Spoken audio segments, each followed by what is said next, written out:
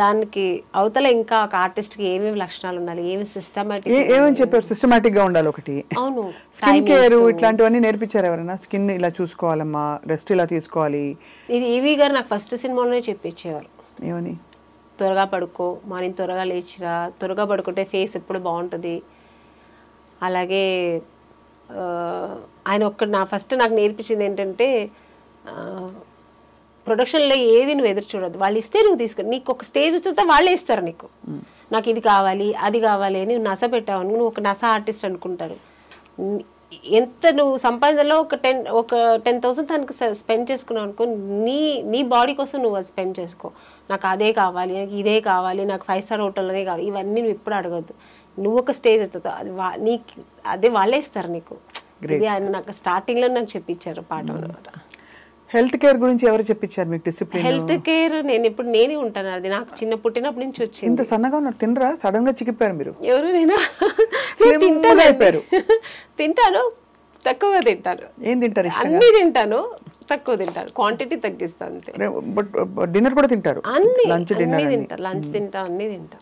ఏం వంట చేస్తారు ఆమని గారు? వెజిటేరియన్ కదా మీరు? నాన్ వెజ్ తింటారా? నేను తినను, మా ఇంట్లో అందరూ తింటారు నాన్ వెజ్. మా పిల్లలకి నాన్ వెజ్ లేదు. అంటే మీరు నాన్నగారి వైపు నుంచి మీకు నేను అనుకున్నాను దట్ వెజిటేరియన్ హ్యాబిట్స్ వచ్చి మా అమ్మ కూడా వాళ్ళు తినరు. మా అమ్మ గోల్డ్ స్మిత్, ఆవిడ తినరు, వాళ్ళు కూడా తినరు. బట్ ఇప్పుడు మా పిల్లలు వాళ్ళందరూ తింటున్నారు. సో అలవాటు అయిపోయింది వంట చేయడం. విశ్వబ్రాహ్మణ్ కదా, అదే విశ్వబ్రాహ్మణ్స్ ఏమి తినము.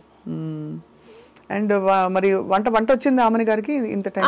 నేను నాన్ వెజ్ బాగా వండుతా, బిర్యానీ అన్ని వండుతాను, బట్ నేను తినను.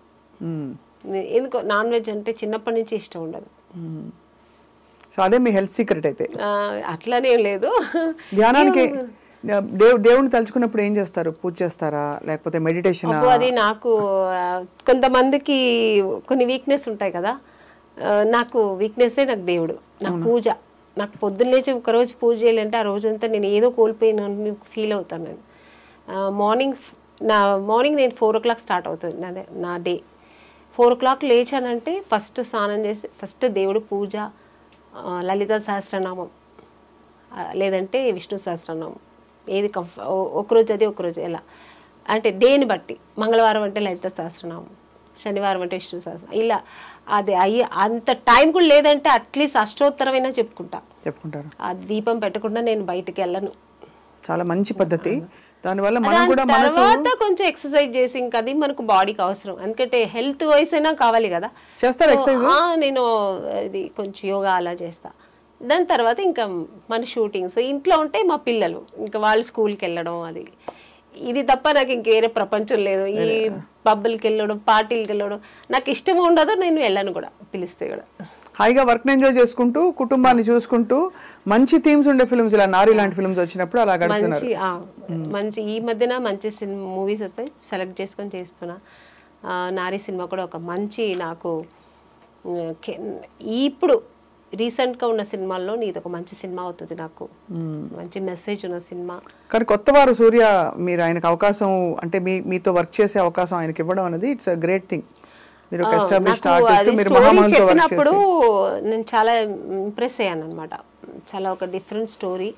నిజంగా ఇది తప్పకుండా మంచి సినిమా అవుతుంది. రేపు సొసైటీలో అందరికీ, సమాజానికి ఒక మంచి మెసేజ్ ఇచ్చినట్టు అవుతుంది. సో ఇది నేను చేస్తే, బట్ నేను ఎంత దీనికి న్యాయం చేస్తాను అనేది కొంచెం నాకు ఏంటంటే, ఆర్టిస్ట్గా ప్రతిరోజు నాకు కొత్త సినిమానే, ఈరోజు వెళ్తానంటే ఈరోజు ఏదో కొత్త అమ్మాయిలాగా వెళ్ళి ఇప్పుడు ఏం చేస్తాం, బాగా చేస్తామా, ఈరోజు బాగా చేశానా అని ఒక భయం ఉంటుంది నాకు ఎప్పుడు. సీనియర్ అయిపోయాను, జూనియర్ సీనియర్ ఇది ఏమి ఉండదు నాకు థాట్. ఈరోజు నేను చేసిన ఈ సీన్ నేను బాగా చేశానా, ఈరోజు ఆ డైరెక్టర్ నచ్చినట్టు నేను చేశానా, అదే ఉంటుంది నాకు మైండ్లో. సో సూర్య గారు కొత్తవారు, బట్ నేను ఎంత చేస్తాను, నేను చెప్పాను ఆయనకి, సార్ నేను చేస్తాను, నేను ఎక్కడ బాగా చేయలేదు మీకు అనిపిస్తే మీరు డైరెక్ట్గా ఒకవేళ అయ్యో ఆమ్ని గారు సీనియర్ అని అట్లా ఫీల్ అవ్వద్దండి, నేను చెప్పండి నేను బాగా చేయాలంటే, లేదా ఎలా చేయాలని చెప్పి నేను చేస్తాను. సో అలాగే చేయించుకున్నారు, ఆయనకి ఏం కావాలో అది తీసుకున్నారు. ఎక్కడెక్కడ అయింది షూటింగ్? అంతా ఇక్కడ హైదరాబాద్లోనే అయింది దాదాపుగా. సో అంతా ఫుల్ షెడ్యూల్, ఒక ఫుల్ షెడ్యూల్, ఒకే షెడ్యూల్ చేసి పక్క ప్లాన్ చేసుకున్నారు. వాళ్ళు కొత్త వారిలాగా లేదండి, మనం చక్కగా ప్లాన్ చేసుకున్నారు. ఇన్ని రోజుల్లో సినిమా అయితే ఇన్ని రోజులు సినిమాలు చేసేసారు, ప్లాన్ చేసుకున్నారు, ప్రకారం చేసుకున్నారు. ప్రొడ్యూసర్ శశి గారు కూడా మంచి కంఫర్ట్ జోన్, మాకు మంచి అనుకున్న కంఫర్ట్ ఇచ్చారు ఆర్టిస్ట్కి. మెయిన్ ఆర్టిస్ట్కి అది ఒక ఇది ఉంది కదా, మాకు అన్ని విషయాల్లో అంటే ఏం కావాలన్నా మాకు టైంకి ఏం కావాలి ఏది అడిగినా అందించారు. సో ప్రొడక్షన్ హౌస్ కూడా మంచి గుడ్ ప్రొడక్షన్ హౌస్, చక్కగా వచ్చింది. సినిమా కూడా చాలా బాగా వచ్చింది. ఈ సినిమా మంచిగా ఆడాలి, ప్రేక్షకులందరూ దాన్ని ఎంకరేజ్ చేయాలి. ఇలాంటి సినిమాలు ఇంకా మంచి మంచి వస్తుంటాయి, తప్పకుండా రావాలండి. అంటే మనకేంటంటే మనకి ఈ పెద్ద సినిమాల ఒక పెద్ద ఉప్పెనలాగా వచ్చే సినిమాలు ఉంటాయి, పాన్ ఇండియా అని చెప్పేసి అది ఇది ఏ భాషలో ఇది మందని అనిపించదు నాకైతే పాన్ ఇండియా సినిమాలు. ఈ చిన్న సినిమాలు కొంచెం థీమ్ ఉండే సినిమాల్లో చాలా డెప్త్ ఉంటుంది. So we're very hopeful. Naari film చాలా మంది విమెన్కి ఇవాళ దీనికి ట్యాగ్ లైన్ ఏంటంటే మన ఇంటర్వ్యూకి పురుషులకు మాత్రమే అని పెట్టబోతున్నా, పెద్దలకు మాత్రమే ఇదివరకు వచ్చే మనం అనుకునే వాళ్ళు. సీతక్క గారు కూడా మాట్లాడారు ఈ సినిమా గురించి. ఆవిడకు చక్క ఆ రోజు టైటిల్ రిలీజ్ చేయరు, లాంచ్ చేయరు, పవర్ ఉమెన్. నేను ఆ రోజు చాలా మిస్ అయ్యాను. నేను కూడా వచ్చుంటే బాగుండేది. నేను ఇక్కడ అవుట్డోర్లో ఉన్నాను. పాప సూర్య గారు కూడా ట్రై చేశారు, కుదరలే. నేను కూడా ట్రై చేశాను, ఇలాగనే రండి మేడం అన్నారు. చాలా మిస్ అయ్యాను. So unfortunately రాలేకపోయాను. బట్ ఆవిడ చాలా బాగా మాట్లాడింది సినిమా గురించి కానీ, ఇప్పుడు ఈ లేడీస్కి జరుగుతున్న ఒక దీని గురించి కానీ, అన్యాయం గురించి కానీ, లేడీస్ గర్వపట్టుగా లేడీస్ అంటే ఏంటి అనేది ఒక గర్వంగా మాట్లాడింది. నా గురించి కూడా మాట్లాడింది. చాలా థ్యాంక్స్ అండి ఆవిడకి. అంటే మా సినిమాకు ఒక ఇంపాక్ట్ ఉంటుంది ఇలా మాట్లాడినందుకు. ఖచ్చితంగా. అండ్ యాక్చువల్లీ ఇప్పుడు మనం ఒక ఇది చేయాలనుంది నాకు. మీ జీవితంలో మిమ్మల్ని ఆపే లేదు వేధించే పురుషుడు ఎవరు మాకు తెలియపరచండి ఒక క్యాంపెయిన్ రన్ చేయాలనుంది నిజంగా. అది అన్న, తమ్ముడా, భర్త, ఇంకా తండ్రా, ఫ్రెండా, కొలీగా, ఎవరు చేస్తారు అట్లాగానే అణగదొక్కి వేధించి అన్నీ ఉంటాయి. ఎప్పుడు కూడా అమ్మవారి ఒక ఇది తగులుతుంది, ఒక ఉసురు తగులుతుంది, ఆడదాని ఉసురు చాలా గట్టిది అని చాలా మంది అనగా విన్నాను. అది నిజమా? నిజం, 100%. మీరు చూసారా? చెప్తుంటాను ఎవరైనా మగాళ్ళు ఇలా చేస్తుంటే, నువ్వు ఆడపిల్లని, అది చెల్లి కానీ, అక్క కానీ, తల్లి కానీ, భార్య కానీ నువ్వు ఏడిపించావంటే నువ్వు బాగుపడవు.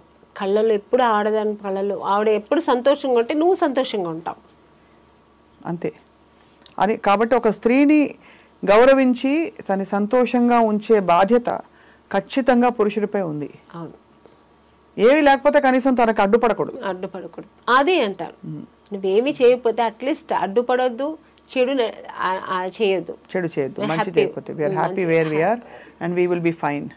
బ్రిలియంట్. ఆమె పాట పాడి ముగిద్దామా? మీ సినిమాలో పాట పాడవచ్చు కదా మాకు, చిన్మయ్య గారు పాడిన పాట.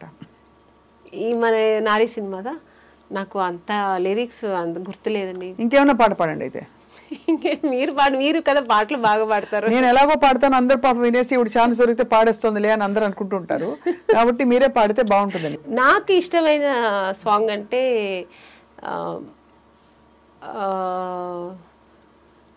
శుభ సంకల్పంలో, బట్ అది కొంచెం పేతాస్ సాంగ్ కానీ ఇష్టం నాకు. పర్లేదు. చీను మన కె విశ్వనాథ్ గారి సినిమాలో నాకు అది చాలా ఇష్టమైన సాంగ్. చినుకులన్నీ కలిసి చిత్రకావేరి, చివరి కావేరి కడలి దేవేరి, కడలిలో వెతకొత్తు కావేరి నీరు, కడుపులో వెతకొత్తి కన్నీరు కారు, గుండెలోనే ఉంది గుట్టుగా గంగా, నీ గంగా. బాగా పాడారు, చాలా బాగుంది. అయ్యో సింగింగ్ అండి.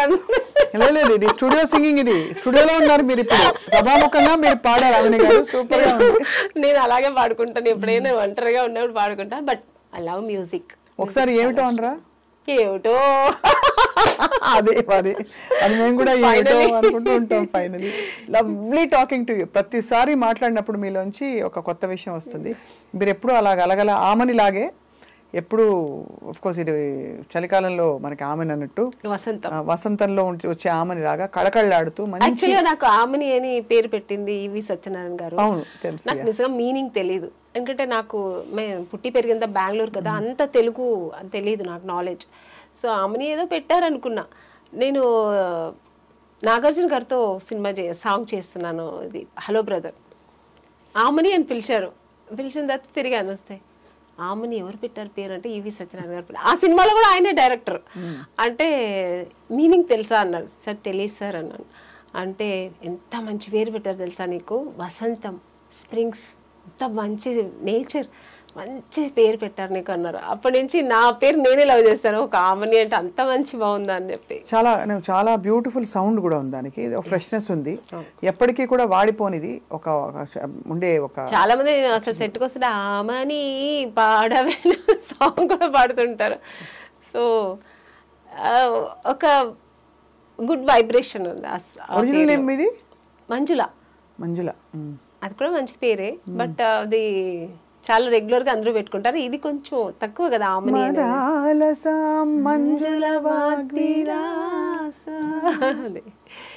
చాలా బాగుంది. సో అలా మంజుల గారు, ఆమని గారు ఎప్పటికైనా మీరు అలా కళకళలాడుతూ. నారీ ఫిల్మ్ రిలీజ్ అయిన తర్వాత, ఎప్పుడు release? December 25th. December 25th release తర్వాత మనం మళ్ళీ ఇంకొక సెషను, మీరు ఒక రాయి మీద నేను ఒక రాయి మీద కూర్చుని పురుష్ అనే టైటిల్ కింద మనం బోల్డ్ విషయాలు మాట్లాడుకోవాలి. ఓకేనా? మీ సినిమా చూడాలని మీ వంతు మీరు అందరినీ పిలిస్తే అందరు సంతోషిస్తారు. నిజంగానే ఈ సినిమా తప్పకుండా అందరూ మగవాళ్ళు ఆడవాళ్ళు తప్పకుండా చూడాలి. ఆడవాళ్ళు ఎలా ఉండాలి, ఈ సొసైటీలో ఎలా ఉండాలి అనేది నేర్చుకోవాలి. మగవాళ్ళు కూడా ఆ లేడీస్ని ఎలా ప్రవర్తించాలి, లేడీస్ దగ్గర లేడీస్ని ఎలా వాళ్ళ దారి అంటే తన లైఫ్లో ఎట్లా అన్వయించుకోవాలి వాళ్ళు మంచి విధంగా అనేది ఈ సినిమాలో చాలా బాగా చూపించారు. సో ఈ సినిమా అందరూ తప్పక చూడండి, మిస్ చేయకుండా చూడండి. డిసెంబర్ 25th రిలీజ్ అవుతుంది. ఇలాంటి సినిమాలు మీరు ప్రోత్సహిస్తే మా ఇండస్ట్రీ కూడా బాగుంటుంది. ఇలాంటి మంచి సినిమాలు మళ్ళీ మీకు ఇస్తూ ఉంటారు మా డైరెక్టర్స్, ప్రొడ్యూసర్స్. సో ఇలాంటి సినిమాలను ఆదరించండి, తప్పకుండా మిస్ అవ్వకుండా ఈ సినిమా చూడండి.